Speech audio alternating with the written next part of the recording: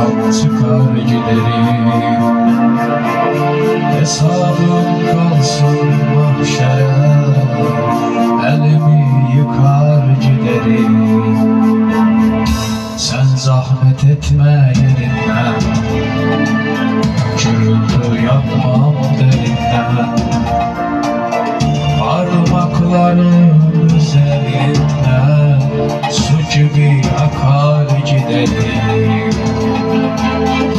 Artık sürersin bir sefa, ne cismin kaldı ne cefa. Şikayet etmem bu defa, dişimi sıkar giderim. Bozar mı sandın acılar, belaya atlar giderim.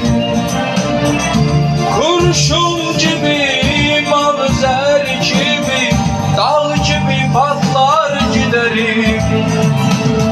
Bozar mı sandın acılar,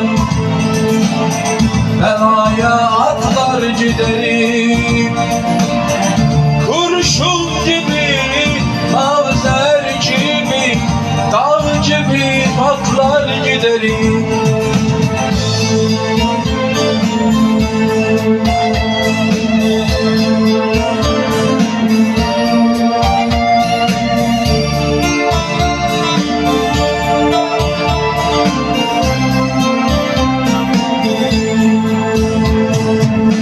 Kaybetsem bile her şeyi, bu aşkı yırtar giderim. Sinsice olmaz gidişim, kapıyı çarpar giderim. Sana yazdığım şarkıyı sazımdan söker giderim. Ben ağlayamam bilirsin, yüzümü döker giderim.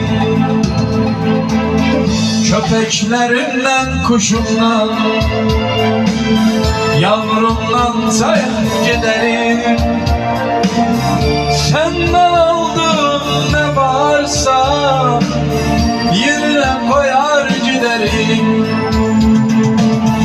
Ezdirmem sana kendimi, gövdemi yakar giderim. Beddua etmem, üzülme, kafama sıkar giderim. Ezdirmem sana kendimi, gövdemi yakar giderim. Beddua etmem, üzülme, kafama sıkar giderim. Ezdirmem sana kendimi,